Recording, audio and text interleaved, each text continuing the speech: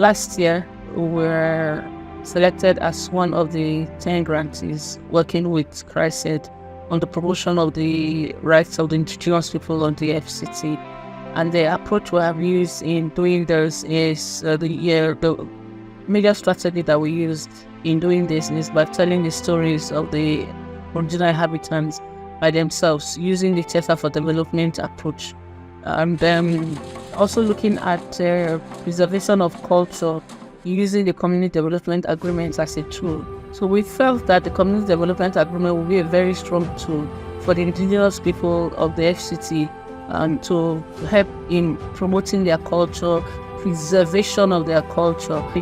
And found out that some of those community development agreements are due for a review. It's a 5-year term, and we found also that some of those things that were captured, nothing is talking about preservation of culture, nothing is talking about promoting the culture of the original inhabitants. So we started actually by carrying out a baseline survey and doing a scoping study on the impact of mining on the culture of the original inhabitants. We just had a training, a negotiation training for communities themselves to be able to negotiate good community development agreement.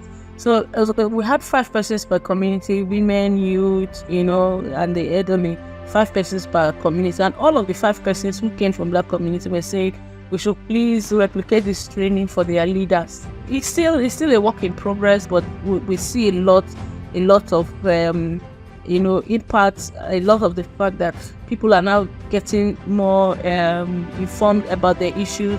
They're now willing to speak out, especially when they have a platform. We give them a platform to speak out. So that's on one side. And then on the other side, using the Theatre for Development to tell the story of the original inhabitants of the FCT, we have been able to have a docudrama that showcases the rights of the original inhabitants, how the story started from 1976, how the people were promised a lot of things. And we've gotten a lot of feedback on how important that piece of story.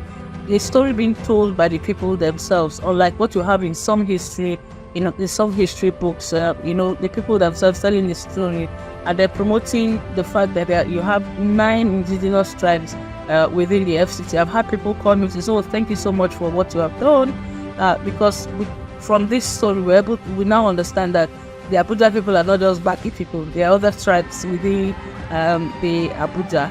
And the other aspect of what we tried to do with our project was not just to get the original inhabitants themselves to tell the story, get the other people who have come to Abuja to understand and appreciate the plight of the original inhabitants and join in the campaign for the protection of their rights, and that.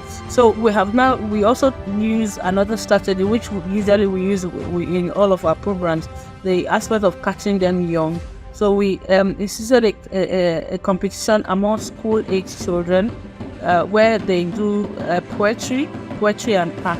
So last December, it was really very emotional. Young people, from their understanding of what the plight of the original inhabitants, put that into poetry like no other. It's mind-blowing. You need to see the depiction of what they feel should be the plight of the original inhabitants, even in art. How can I hear of my ancestors and not be able to see where they have stepped? The colors, the colors on the black backgrounds is to show a little bit of hope, because we can never be school. There's always that bit of hope. Our culture, our people. Now a new rhythm is being heard, that of screeching sound of bulldozers. Like this is not buried in an abode torn from the past. The serenity of our holy grounds is erupted by the loud cries of our people.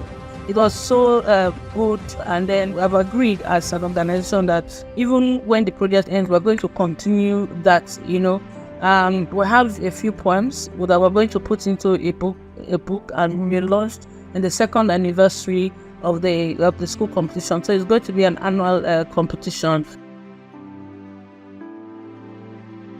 My ancestral feeds the strangers and leaves the ancestors in hunger where he is believed.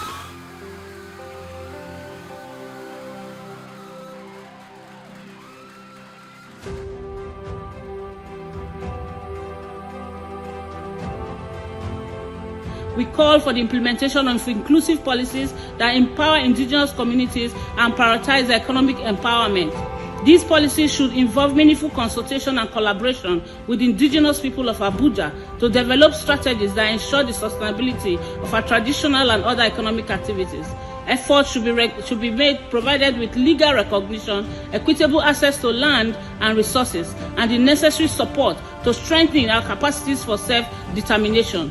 In conclusion, we emphasize the importance of recognizing and protecting the rights of the indigenous people of Abuja, Nigeria, to engage freely in all their traditional and other economic activities. By addressing the challenges we face, we can continue to the preservation of our cultural heritage, foster sustainable livelihoods, and uphold inherent rights as enshrined in international human rights instruments. Let us seize this opportunity to promote inclusivity, respect, and dignity for the indigenous communities worldwide. Nagode, thank you very much.